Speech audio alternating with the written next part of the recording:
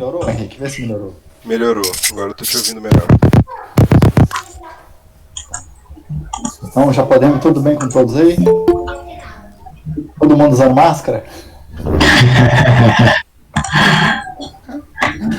Tá bom, vamos começar então? Tá bom. Tainá, pode fechar sua câmera aí, viu?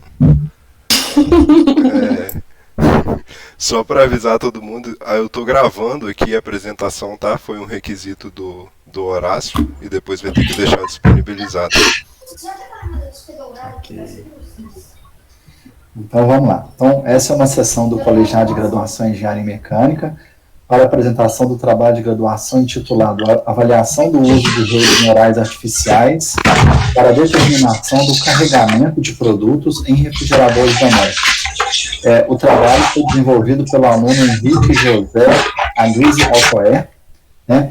Essa sessão tem 3 partes.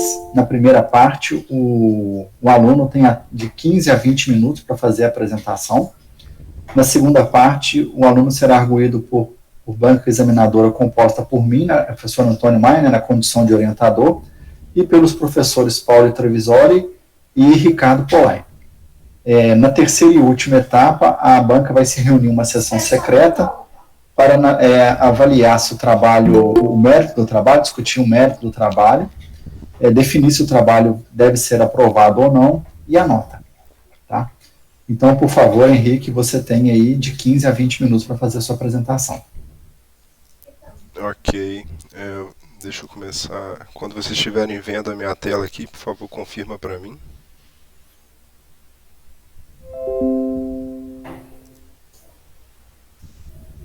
Eu estou te vendo, Henrique. Já está apresentando.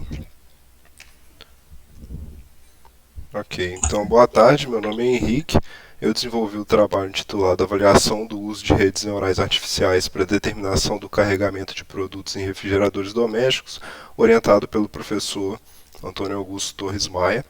Eu queria começar com uma contextualização do cenário de refrigeradores domésticos no Brasil. De acordo com o dado do IBGE, 97,8% das residências brasileiras possuem ao menos uma geladeira, e esse equipamento chega a ser responsável por até 45% do consumo de energia no verão.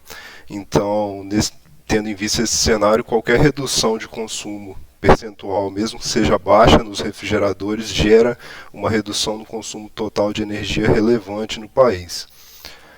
A maioria dos refrigeradores trabalha num ciclo de compressão de vapor e hoje a grande maioria utiliza um controle liga-desliga que é ajustado pelo usuário.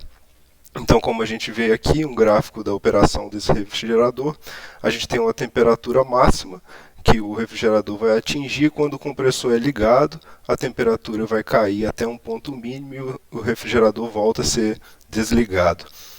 Então, quando você ajusta o termostato na posição mínima, média ou máxima, aumentando ou diminuindo ali as temperaturas, esses pontos são ajustados, o que gera uma alteração aí no tempo que o compressor fica ligado ou desligado durante esses ciclos.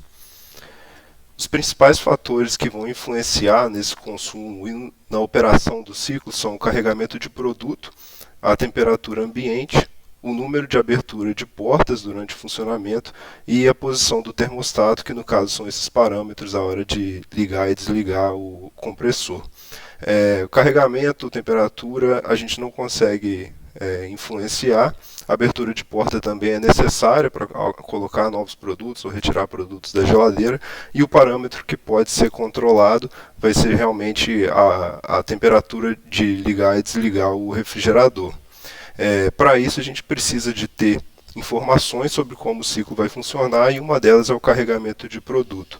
Então, o objetivo desse trabalho vai ser desenvolver e avaliar a aplicação de redes neurais em um sistema para ser embarcado no refrigerador, justamente para determinar esse carregamento interno de produto a partir de dados de temperatura e tempos de funcionamento do equipamento sob diferentes condições de temperatura ambiente. Então, a gente quer fornecer uma informação para um próximo trabalho conseguir desenvolver uma redução do consumo, tendo já essa informação do carregamento, sem agregar muito custo ao aparelho, por ser um eletrodoméstico. A gente não quer colocar ali a necessidade de um computador, por exemplo, ou um controlador mais potente, nem a inserção de novos sensores, então por isso a medição de temperatura, e sendo aplicado a rede neural, a gente consegue usar o mesmo procedimento para outros modelos de refrigerador, desde que os dados sejam coletados corretamente da mesma forma do procedimento proposto. Então, avaliando esses fatores de influência, eu fiz um estudo da revisão bibliográfica. Aqui a gente tem o fator de temperatura ambiente. Quanto maior a temperatura ambiente, dá para ver que o consumo de energia aumentou. Esse trabalho do Murta é interessante, que ele relacionou o carregamento e a posição do termostato. Então, com o aumento do carregamento e com o aumento da posição do termostato, o consumo aumentou, e ele conseguiu determinar para cada carregamento qual que era a posição ideal do termostato, reduzindo o consumo de energia e não deixando deteriorar o alimento. Então, os alimentos ali dentro também têm uma temperatura mínima desejada para que não haja deteriorização desses alimentos. E por fim, a abertura de portas. Quanto mais abertura de porta, também aumenta o consumo, que o ar que entra do ambiente geralmente está mais quente e carrega calorias para dentro do refrigerador. Então, a metodologia proposta, eu vou passar pelos tópicos depois explicar melhor, foi primeiramente montar um banco para realizar os testes padronizados. Para isso foi preciso controlar a temperatura ambiente da sala, e aí foi utilizado um controlador proporcional integral. Utilizou-se um carregamento padrão, para ser variado na geladeira. Foram coletados os dados de funcionamento do refrigerador sob diferentes condições de trabalho. Foi programada e treinada as redes neurais no computador, e depois os parâmetros foram transferidos para o microcontrolador e o seu funcionamento foi avaliado. Então, um pouco dos materiais. Aqui a gente tem o refrigerador, que é o objeto de estudo. Então, o refrigerador consta 280 litros. O carregamento padrão, foram utilizadas caixas de leite, que foram higienizadas e enchidas com 1 litro de água e 20 ml de cloro, para evitar proliferação de micro-organismos. Para a temperatura da sala, eu utilizei um aquecedor e o ar-condicionado. E os sensores utilizados foi o DS18B20, que é um sensor que é interessante, que ele é encapsulado. Então aqui a gente mediu temperatura no interior do compartimento do congelador, e lá tem muita umidade. Como não é uma geladeira frost free, ele gera água quando era desligado, e por isso esse sensor encapsulado protegeu ali de qualquer dano ao sensor.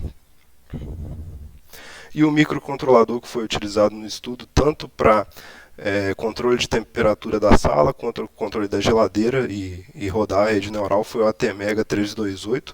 Ele é utilizado em aplicações de baixa potência, tem uma arquitetura aí de 8 bits e apenas 2 KB de RAM e 32 de memória flash. Então ele realmente era um microcontrolador de baixo custo, visando não aumentar aí o custo do eletrodoméstico. Para realizar os testes, eu estudei a norma ISO 8187, que fala de testes e métodos de avaliar a eficiência de refrigeradores domésticos. E um dos pontos importantes é o controle de temperatura da sala. Ela fala que ele precisa ter uma variação mínima de meio grau. Então, isso aqui foi levado em consideração na hora do desenvolvimento do controlador para a sala. E ele também fala do posicionamento dos sensores. Então, ela indica que o sensor tem que ser 3 sensores, da onde vai ser retirada uma média dos 3, e eles precisam estar localizados a meio metro das laterais e da porta da geladeira, em 1 metro de altura do chão.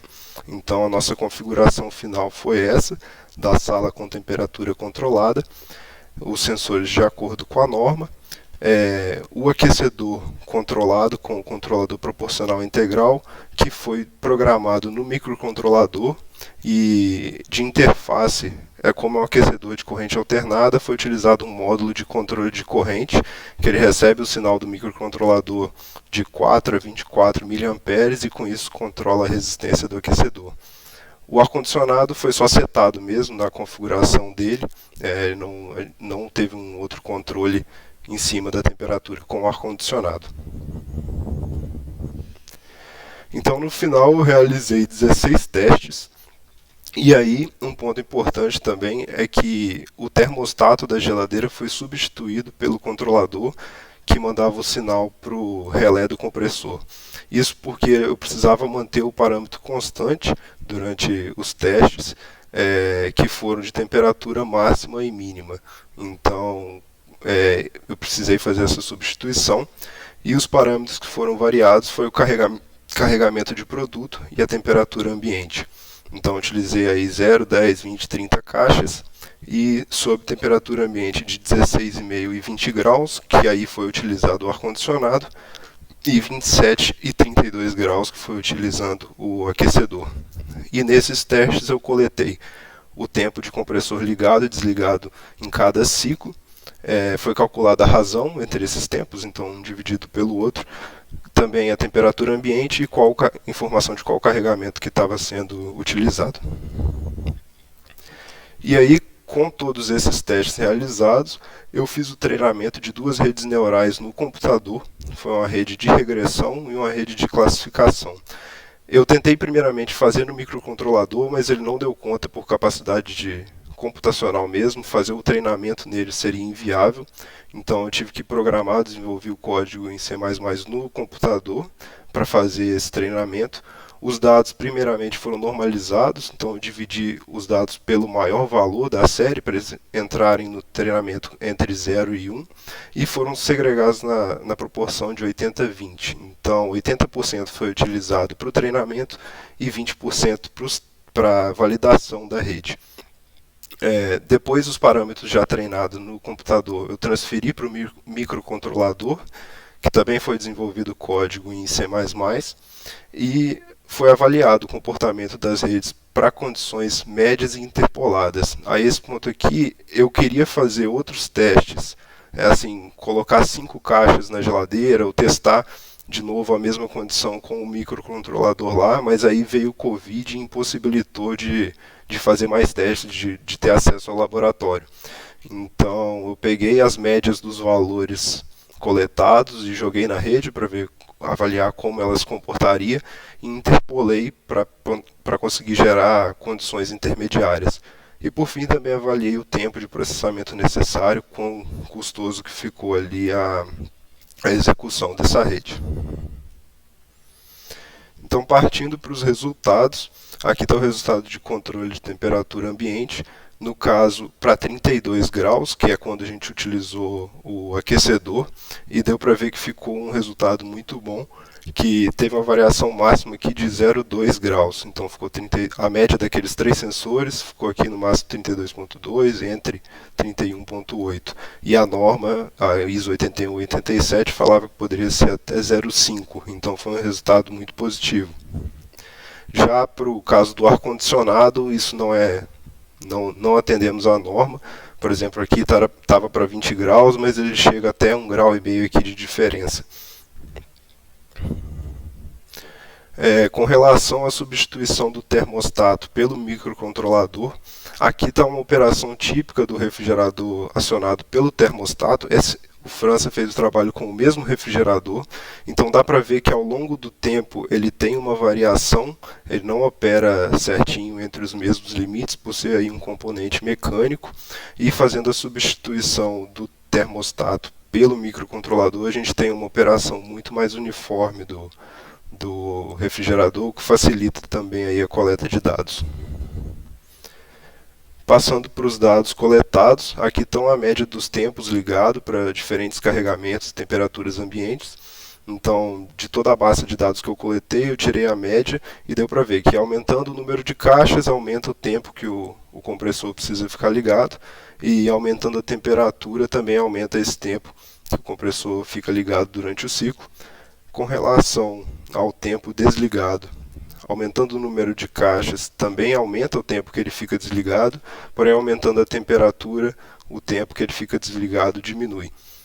Isso porque a temperatura acelera, né, a troca térmica, maior diferença de temperatura vai gerar a perda de calor aí mais rapidamente, e as caixas funcionam como uma inércia, então tanto o tempo ligado quanto o tempo desligado, eles são maiores.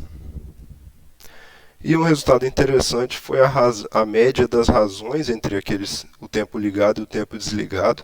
Deu para ver que eles não variam tanto com o número de caixas, ele permanece mais ou menos constante quando a gente varia as caixas, mas variam bastante com a temperatura.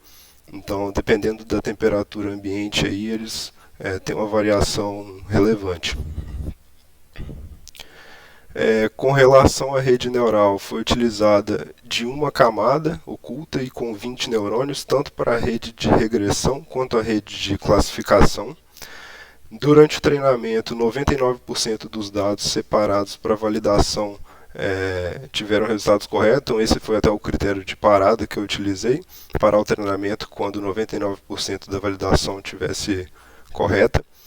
E aí um resultado muito relevante é que depois de inserir esse código no microcontrolador e avaliar sua resposta, ele precisou apenas de 7 milissegundos para rodar a rede.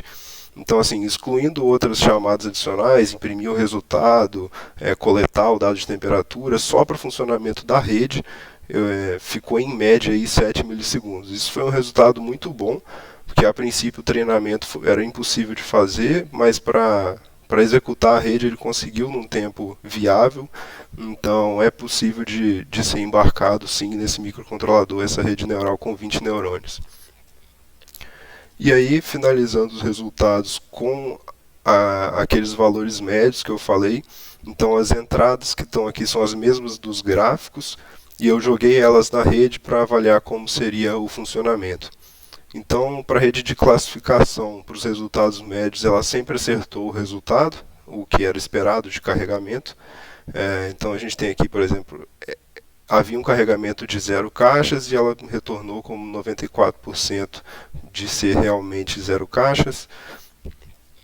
Já para a rede de regressão, fazendo esse mesmo procedimento, a gente teve um erro máximo aí de 1,5 para o caso de 10 caixas e 16,5 graus.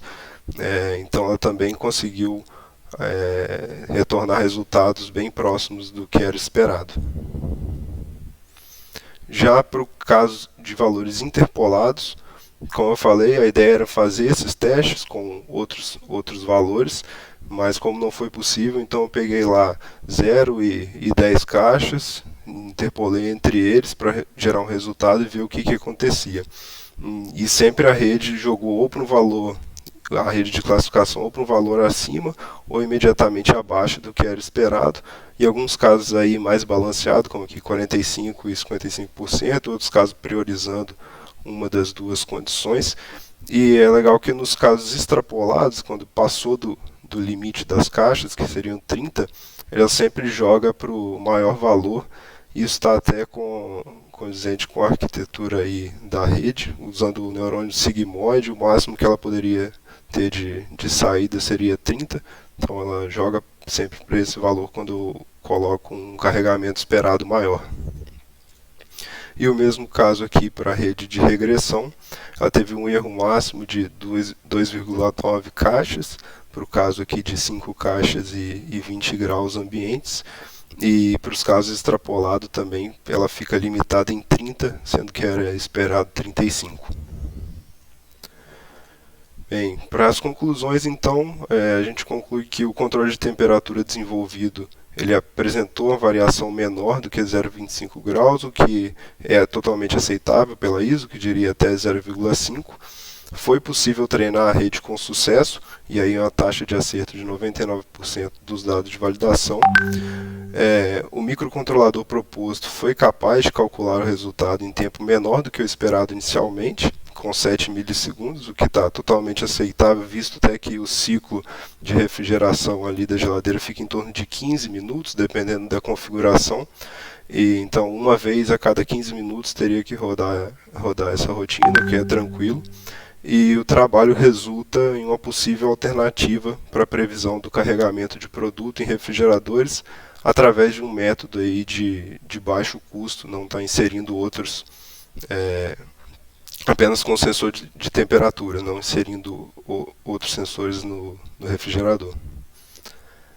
E para finalizar, a sugestão de trabalhos futuros. Então, agora tendo informação do carregamento, teria que desenvolver essa relação entre as temperaturas máximas e mínimas, o controle do refrigerador com o carregamento para otimizar o consumo. Vale também testar outras condições de carregamento para avaliar realmente, como não foi possível por causa do Covid, avaliar esses outros cenários, essas outras condições. E também é uma opção desenvolver a rede neural que já tenha como saída os fatores otimizados. Então, talvez aí um trabalho envolvendo o consumo de energia no treinamento da rede, para que ela já possa retornar os valores já de controle. Muito obrigado. Esse é o final da apresentação. Eu gostaria de agradecer aí também ao professor Maia, a todo mundo que está me assistindo e à banca por ter aceitado a orientação. Então, muito obrigado, Henrique. Não sei se eu falei muito rápido, viu? Muita coisa. Ficou bom. Vamos iniciar a segunda parte, então, dessa sessão. Então, agora a parte da arguição, né? Então, eu diria que os dois estão igualmente distantes do trabalho. O Paulo e o Polar. O Paulo está muito envolvido com a parte de refrigeração, e o Polar, eu diria que está mais próximo da parte de rede neural artificial. Então, eu vou, se você não se importa, Paulo, eu vou começar com o Polar, que eu diria que ele está mais distante do equipamento em si, né? Pode ser, Polar? Pode, agradeço. Bom, boa tarde a todos. Muito obrigado aí pelo convite, Henrique, e professor Antônio Maia, né? Fiquei satisfeito. Bom, primeiro eu achei o trabalho interessante, né?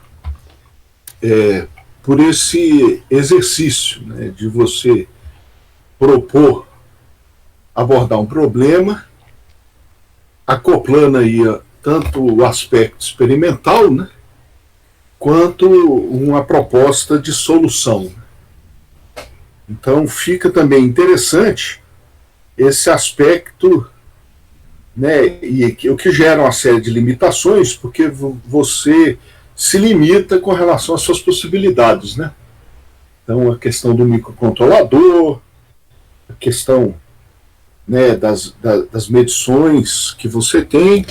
Agora, sem sombra de dúvida, a proposta é bastante interessante, né? Porque você está resolvendo uma espécie de problema inverso, né? Você está tentando inferir, né, as características que está dentro da geladeira a partir de medidas de temperatura que você tem.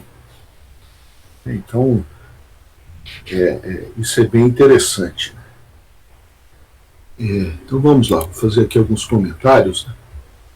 Eu tenho algum comentário vou chamar de forma, né?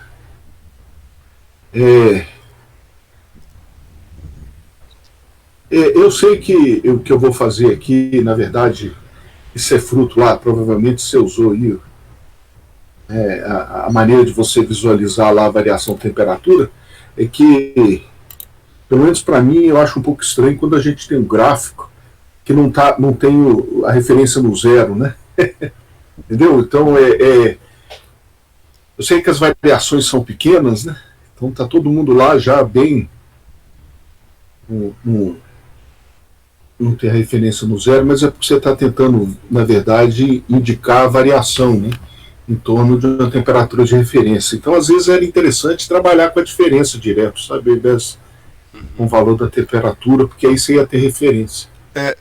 Se você quiser apresentar a tela, aí eu vejo... Porque eu não... É basicamente os seus gráficos, né, figura 28, e né, é só uma questão de apresentação, sabe? Entendi. Isso aqui é a nível de sugestão, né? Isso é a nível de sugestão. Porque cada gráfico, na verdade, tem uma escala distinta, por isso, sabe? É só isso. Então, esse é o meu principal comentário a respeito de forma, tá? Sim, de apresentação. Mas aí vamos adiante. Eu estou dando os meus palpites genéricos, e daqui a pouco eu vou falar de rede neural, um pouquinho dessas coisas. Um comentário, né? Não sei se vocês refletiram sobre isso, né? Porque o seu ar-condicionado ali está variando, não é porque ele está subdimensionado, não. Se você tivesse setado ele numa temperatura mais alta, ele não teria dado conta. Sabe, não, eu acho que um dos problemas também é porque o ar-condicionado está lá em cima e eu estou medindo a temperatura embaixo ali, a 1 metro do chão. Então o sensor dele tá lá, o sensor do ar-condicionado está longe também. Então ele acha que está certo, mas para mim a medição não tá de acordo. A minha pergunta é, se a temperatura do ar-condicionado não tivesse sido setada a 20, mas, por exemplo, a 25. Entendeu? É isso. Entendi. Mas eu acredito que não. Ele gelaria bastante ainda para dar para gelar mais. Essa é a indagação, sabe? Porque eu não sei aí a questão das propriedades da sala, né? Como você está fazendo o carregamento da sua geladeira, né? Como que ele está se comportando, porque na verdade, de certa forma, é o meu problema, né? De controle, né? Mas essa era uma pergunta.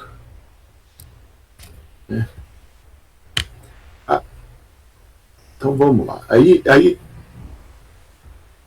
ainda sobre o problema em si, faz diferença a distribuição do carregamento dentro da geladeira?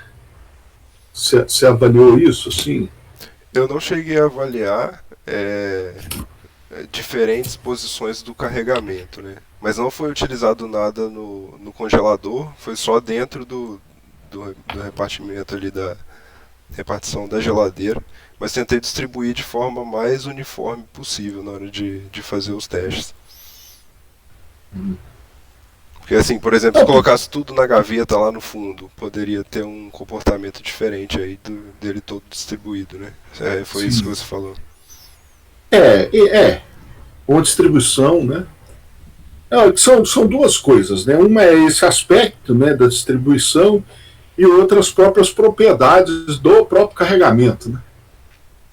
Sabe, assim,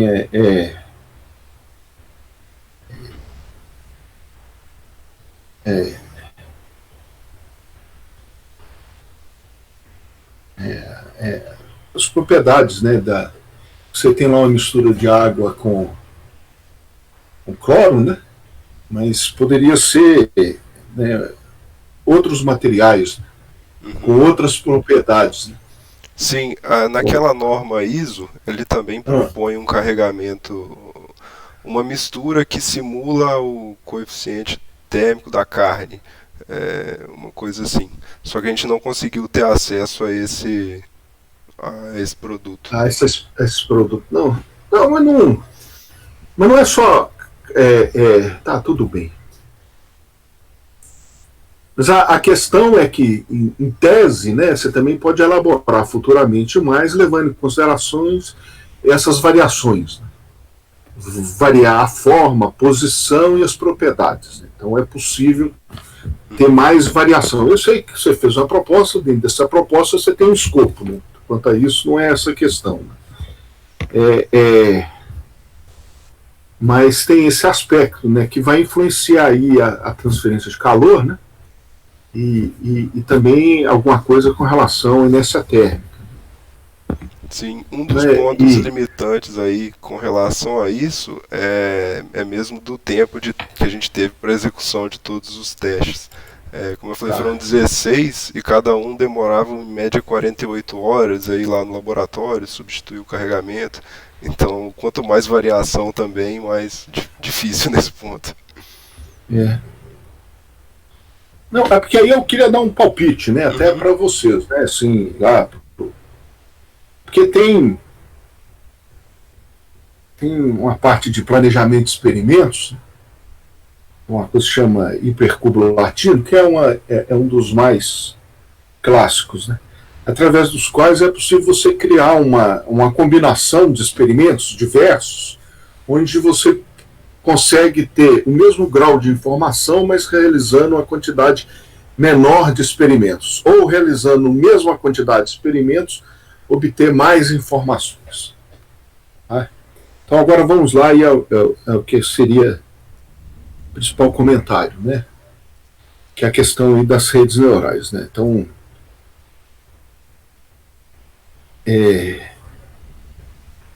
você deve ter percebido que eu sei que o seu resultado, da qualidade dos seus resultados, mostrou que a rede neural deu conta de dar uma resposta com o que você tinha apresentado.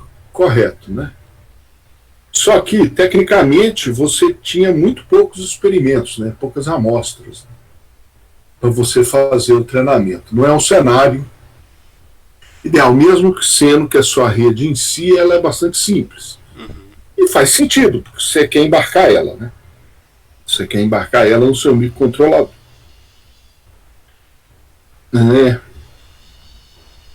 Mas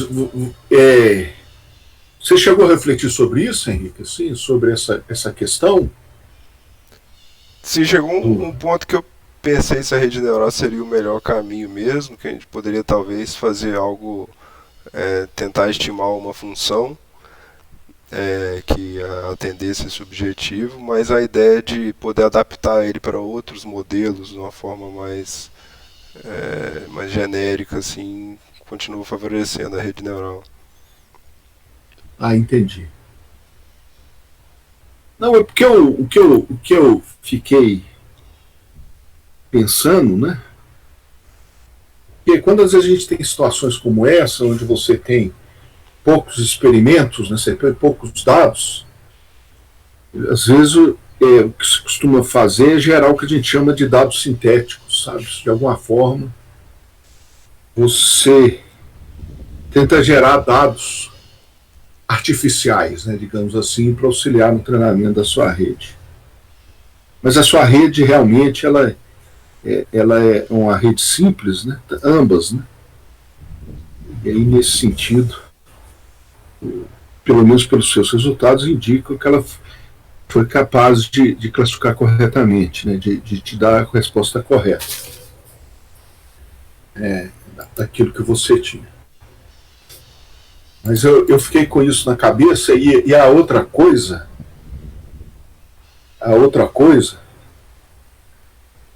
e aí nesse mesmo tipo de rede que você está usando, sabe? Porque o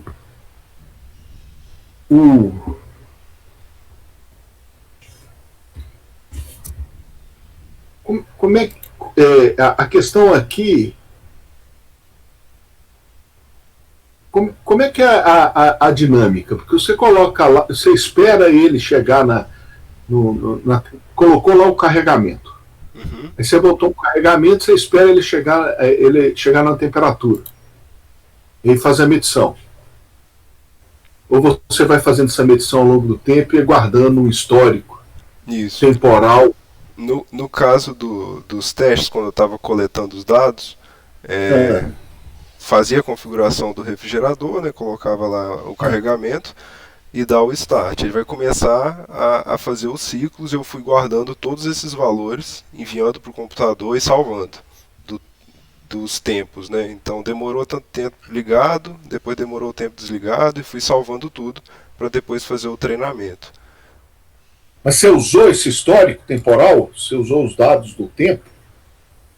De cada instante de tempo que você fez a medida, do instante que você carregou até a última medida? Você fala de temperatura? Os A dados temperatura de temperatura evoluindo ao longo do tempo.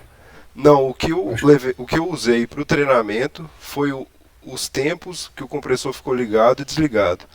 Então, esse tempo vai variando em cada ciclo durante o teste. Ele começa lá 10, depois 11, 12, isso vai sendo alterado. Até chegar na temperatura que você presetou. Não, é porque a gente está falando em ciclos, né? Eu vou mostrar a imagem aqui para ficar mais claro.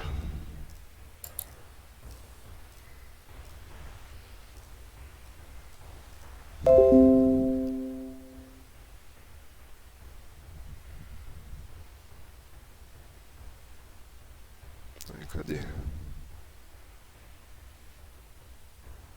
Aqui.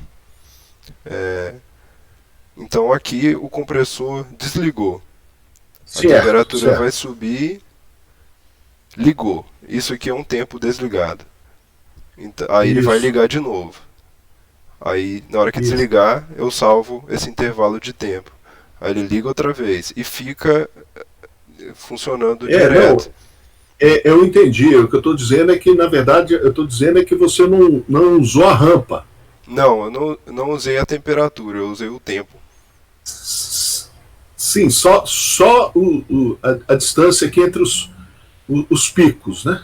Isso. E o tamanho dos picos, né? O tempo que o compressor ficou ligado e o tempo que ele ficou desligado. Sim, eu entendi, mas porque o que está me chamando a atenção aqui, essencialmente,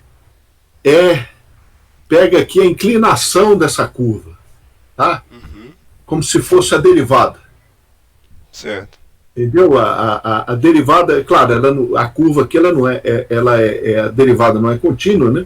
Mas durante o tempo em que o compressor está ligado, a temperatura está caindo, a curva tem uma cara aqui, né, de quase uma reta, sabe, assim, está descendo.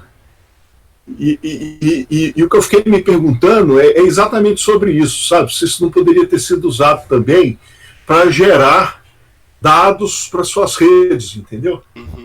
Esse trabalho do França, ele aproxima isso aqui por uma função do primeiro grau. Mas não precisa. O que eu estou dizendo é o seguinte: ele tenta fazer pegando isso mesmo.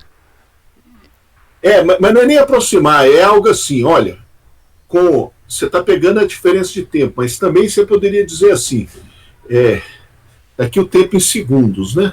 Vezes 10 a 4, então é bastante tempo, né? Mas você poderia lá por exemplo, minuto em minuto e pegando a temperatura, né? Temperatura com 1 minuto, temperatura com 2 minutos, temperatura com 3. E aí no final, ao invés de você ter 20 pontos, você teria centenas. Entendeu? Você ia ter um montão. E aí é possível que, do ponto de vista da lógica de redes neurais, você teria um resultado mais robusto, tá? Robusto. Eu entendo que no frigir dos ovos você não pode ficar inventando nenhuma rede neural muito sofisticada, porque você tem propósito de embarcar isso no microcontrolador. Isso eu entendi. Mas eu estou, claro, fazendo tipo comentário, trabalho futuro, né? Mas era para me entender exatamente o que era e dar esse palpite, né? Em torno disso. Bom, esses são, né? Achei o trabalho bastante interessante, tem essa proposta, é sempre aventura, né? Você se lançar num trabalho de natureza experimental, né? Porque, em geral, se começa, não se sabe como acaba, né? Então, assim, é muito bom, obrigado, viu? Obrigado. Obrigado. Obrigado, professor Polai. Então, agora eu passo a palavra ao professor Paulo Trevisoli. Opa, obrigado, professor Maia. Primeiramente, gostaria de agradecer o convite, né, para participar aí da banca. Agradeço ao professor Maia, ao Henrique, né, por terem me chamado para participar. Também gostaria de parabenizar vocês pelo trabalho, né, tanto o Henrique quanto o professor Maia, né, trabalho muito interessante, né, muito relevante, né, a proposta, eu gostei bastante. Também parabenizar pela apresentação, né, a apresentação foi muito boa, você fala muito bem, né, o trabalho também está muito bem escrito, e eu acho que isso é uma coisa que é importante, né, de destacar, porque é algo que a gente tenta trabalhar ao longo do curso, né, com os alunos, a importância, né, da apresentação oral e também da apresentação escrita, né. Então, parabenizar vocês também pelo trabalho oral aí, pela apresentação e também pela parte escrita. Ficou muito legal mesmo.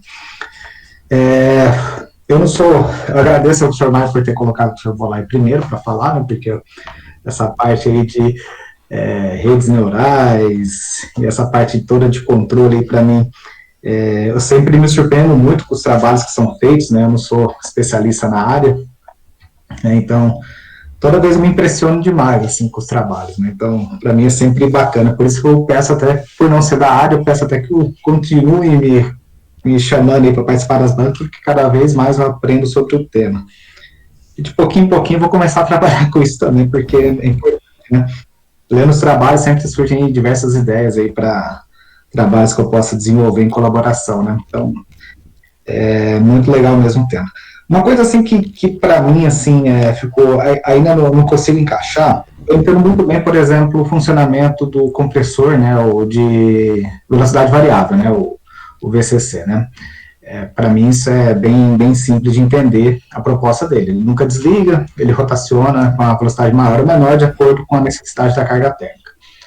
No teu caso, você não usaria um VCC, você propõe um outro dispositivo para controlar a temperatura do termostato da geladeira por meio desse microcontrolador. Seria isso? A ideia seria controlar a temperatura da hora o ponto de ligar e desligar o compressor. Como eu mostrei no outro trabalho do Murta, ele já fez isso, ele viu para cada carregamento qual que era a posição do termostato que poderia utilizar de forma a gente consumir menos energia. Então você gelar menos, realmente, diminuir, aumentar a temperatura que você desliga o compressor, sem haver uma deterioração do alimento ali. Então você teria que minimizar nesse ponto. Certo. E assim, pensando um pouco adiante, né, não é o caso que eu estou trabalhando, mas pensando, vamos supor que tem uma solução para isso, vocês verificaram posteriormente que isso é viável, e isso vai ser implementado no refrigerador. O que a mais deveria ter no refrigerador para que fosse implementado essa estrutura, né, para esse controle? Porque eu entendi, tem que medir a temperatura externa também, pelo que eu entendi, tá? Ou não? Então, o que seria o conjunto, o pacote, né? Ele precisaria do sensor ali no evaporador, que hoje é o termostato que faz, então sairia o termostato para ter esse sensor ali. No caso do trabalho, como a temperatura também está sendo uma informação, a temperatura externa também precisa entrar. E essa interface do microcontrolador com o relé do compressor, né? Entendi. Acho que basicamente seria isso. É uma solução relativamente simples, né? No final das contas, não tem nada de sofisticado, assim, porque pelo que eu entendi, o microcontrolador é algo simples também. Eu acredito que essas geladeiras mais recentes aí já tenham também, que você não controla o termostato mais girando ali, né? Ele tem algum botãozinho, então ele já tem algum tipo de eletrônica. Entendi. Bem legal. Não, muito bom. Tá bem claro aqui. Uma consideração do professor Polar aí, ele colocou a questão do ar-condicionado, né? Eu até anotei aqui, que eu achei interessante ali a colocação dele, né? E você falou que você acredita que talvez não consiga controlar melhor com o ar-condicionado, porque o termostato dele está lá na parede, né? Está longe. E eu estou medindo a temperatura ali embaixo, né? Então, mas dá para tirar e colocar lá, tá? A gente não entrou nessa aventura de mexer no ar-condicionado, não, do jeito que ele estava, realmente. Porque eu fazia algo parecido no laboratório também, apesar de lá na UFSC a gente ter as câmeras de teste, mas a gente não descia para as câmeras de teste para fazer ensaios, né? Geralmente a gente fazia uma salinha igual a tua aí, né?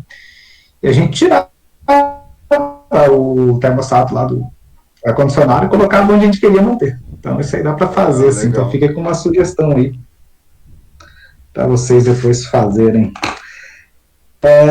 Bom, partindo agora do teu trabalho aqui, eu li o teu trabalho, gostei bastante, foi bem fácil de ler, tá? Tem pouquíssimas correções aqui que eu vou passar depois para você olhar. Uma coisa que eu vou te dar um puxão de orelha, toma muito cuidado com as tuas citações e as referências. Então, tem referência faltando.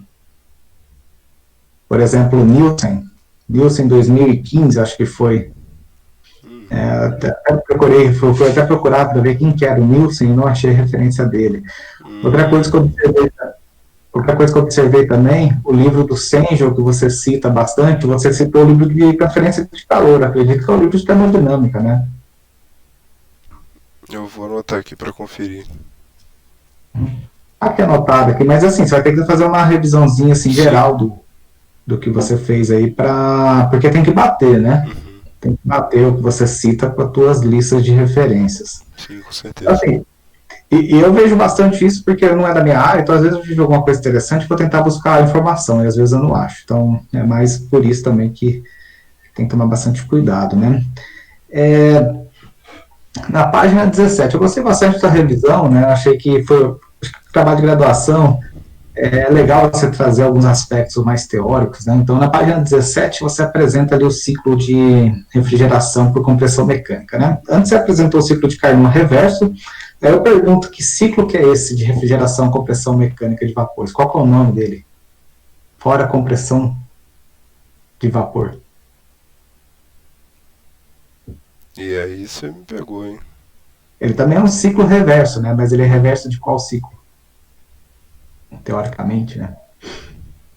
Agora eu realmente não vou saber responder essa, não. Não, tranquilo. É mais pegadinha mesmo. É o ciclo Rankine reverso, né? Ou o ciclo de Evans-Perkins, né? Mas para fazer perguntinha aqui para encher o tempo também. Você perdi um ponto. Outra coisa também na página 19, eu gosto muito do COP do ciclo de Carnot, né? Na página 19 você tem aqui um comentário bastante interessante. No teu último parágrafo, bem no comecinho. Com a maior diferença de temperatura entre refrigerador e ambiente, é esperado que o COP diminua, né? Como apresentado pela equação 2.2, a equação 2.2 é o COP de Carnot. Mas que de relevante tem a isso, né? Porque assim, você está mexendo no COP de Carnot, o teu sistema não opera com COP de Carnot. Então, que relevância isso traz para um sistema real? O ciclo de Carnot é o ciclo mais eficiente, né? Então, ele seria o máximo que a gente consegue ali. Se ele vai reduzir, naturalmente os outros ciclos também vão ter eficiência menor. Sim, mas o que significa quando você compara o COP do ciclo real, do teu ciclo, da tua geladeira, que você testou com um ciclo de Carnot? O que significa essa comparação? É a eficiência do refrigerador, não é? Seria uma eficiência de segunda lei da termodinâmica, né? Porque você tem duas eficiências. Tem a eficiência energética, né? Que seria a questão da conversão de energia, né? O quão eficiente ela é, e que até o que o seu COP e o COP de Carnot representam, né? Mas quando você compara o COP, que é o rendimento de primeira lei do refrigerador, com o COP de Carnot, que também é o rendimento de primeira lei de Carnot, o que você tem, o que resulta dessa comparação? Que informação você extrai dela?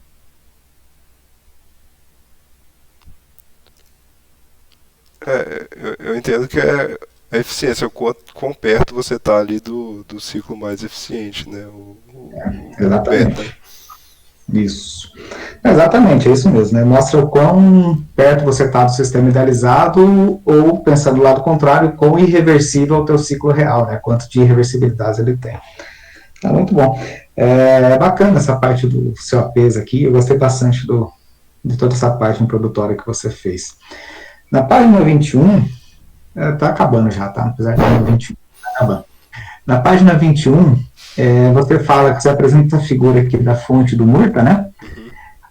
E você fala que você consegue visualizar a interferência do carregamento e da posição do termostato, mas eu não consegui identificar a influência da posição do termostato nessa figura. Como que eu consigo avaliar essa informação nela? Elas são as 3 barras, né? Então, ele tem o mínimo, médio e máximo. O que significa? É porque são as posições. Esse refrigerador ele tem 3 posições de termostato. Então você pode ajustar no mínimo, no médio ou no máximo. E aí isso altera o ciclo. Ah, tá, entendi. Não, então eu que interpretei errado mesmo. Já devia ter essa informação aqui, eu que li errado aqui no texto. Não, tudo bem. Tá, joia.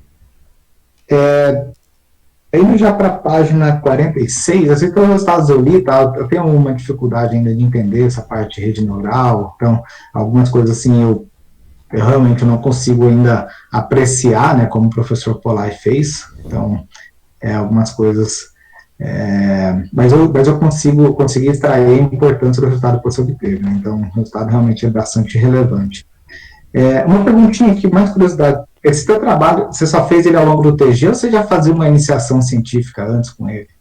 Eu fiz iniciação com o Maia, já trabalhei nessa geladeira mesmo.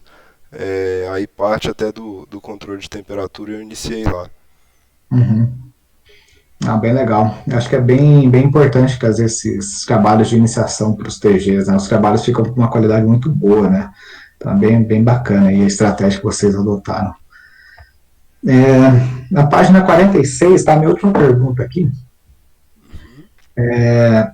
Aí você apresenta aqui tua figura 36. Primeiro, eu acho que você tem que corrigir o eixo da figura 36, né? O eixo Y. Você coloca tempo. Na verdade, é razão, né? Razão de tempo ali, né? Sim. Tá, então Isso você é tem que verdade. corrigir. Aí você fala aqui no teu último parágrafo, né? Com relação à média da razão entre os tempos do compressor ligado e desligado, né? Depois você tem um comentário que eu vou fazer depois disso. Foi observado que se encontram valores muito próximos, né? Você comenta que tem valores muito próximos. Eu acredito que você encontrou o mesmo valor. Acho que você não encontrou valores próximos, não. Eu acredito que você encontrou aqui para a mesma temperatura, né? Não, claro que variando a temperatura, você tem aí faixas diferentes, que vai de 0,25 até 0,6. Mas se você levar em consideração a tua incerteza experimental, você mediu o mesmo valor, né? Então, acho que... O que você tem a dizer sobre isso, né? Porque a avaliação, você não tem nenhuma tendência, ela oscila, né? Ele começa mais alto, vai para baixo, ele sobe um pouquinho, depois ele volta. Então, quando você tem esse comportamento no experimento, para mim, você está medindo a mesma coisa, se você levar em consideração as suas barras de incerteza, né? Então, o que você tem a dizer sobre isso? Aqui não ficou muito bem apresentado, que realmente não coloquei incerteza, mas cada ponto desse é uma média de vários valores que eu coletei de tempo. Então lá a gente tem 1000 valores, se eu coloquei, se não me engano, foram 3000 no total. Então ele não é aqui 0,6, né? Ele na média deu 0,6, por exemplo. E para esse valor de tempo, a incerteza é muito baixa, porque eu estou medindo ali com o microcontrolador a hora que o refrigerador ligou ou desligou, e ele mede em milissegundos. Então aí a incerteza realmente é muito pequena.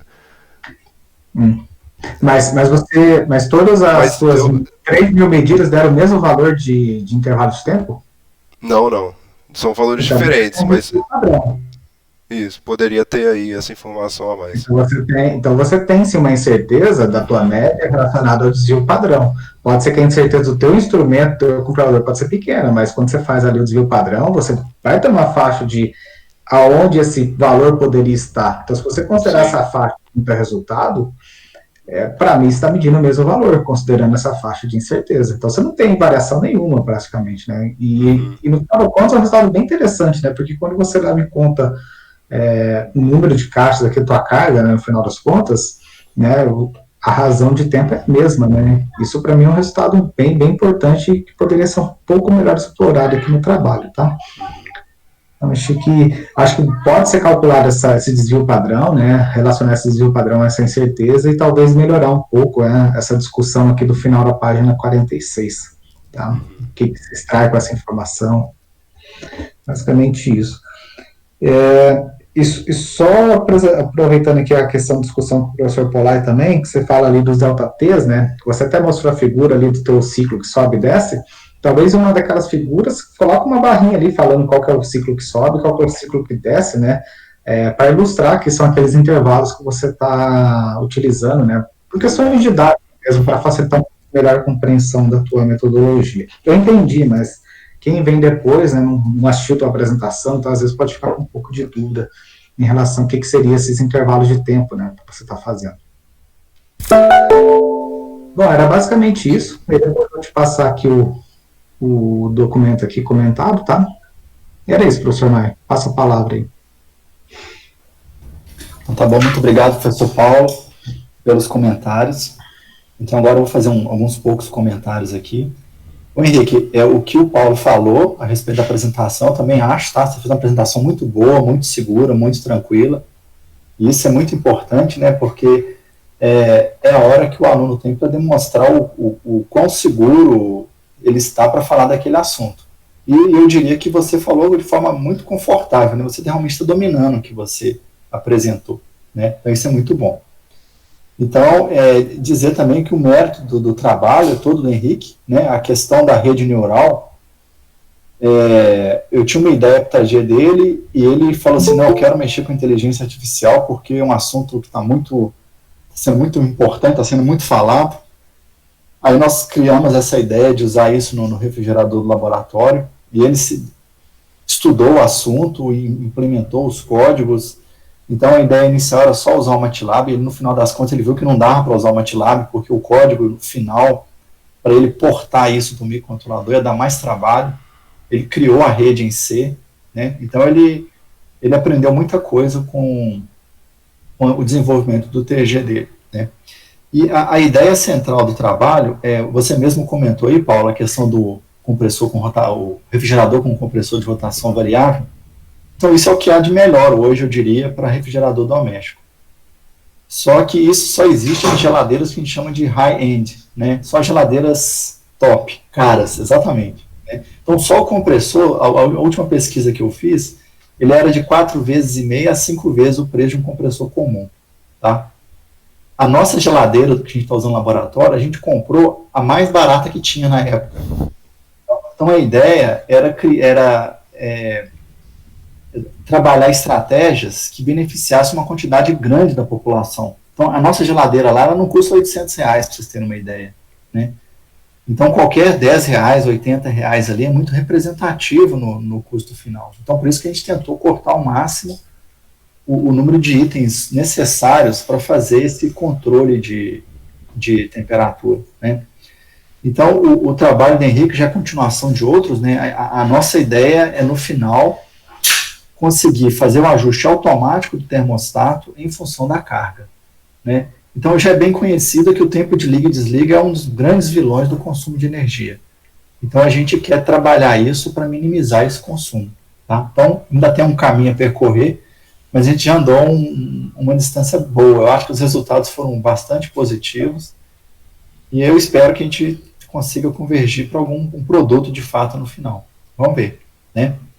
Mas eu agradeço muito o comentário de vocês dois. Eu espero depois, podem ter certeza que depois que vocês enviarem o documento para o Henrique, ele vai incluir essas alterações, essas mudanças no documento final. E podem ter certeza que outros trabalhos nessa linha vocês vão ser chamados. Eu acho que até já são do Hudson, não são vocês dois? Você também está, Paulo, do Hudson? Eu tô. Pô, esse áudio está off. Eu não recebi a confirmação do Hudson. Mas acho que deve estar sim. Na sexta que vem, né? Na sexta que vem, Me confirmaram ainda não, só para saber, para dizer. Eu fui convidado, mas não sei. Estou confirmando agora. Então tá bom, não vamos demorar muito mais não. Olha só. Então, Henrique, agora a gente vai começar a terceira etapa da sua apresentação, dessa sessão, né? Então eu pediria que você se retirasse por alguns instantes, juntamente com a plateia, né? Então, agradeço a presença aí do Vinícius, da Luísa, do outro Vinícius, e da outra Luísa, não, tem duas Luísa, dois Vinícius. Eu vou expulsar o pessoal aqui, que eu tenho esse poder. Muito bom. Daqui a pouco eu te chamo aí pelo WhatsApp, pode ser? Tá bom. Beleza? Então tá. Daqui a pouquinho eu te chamo aí.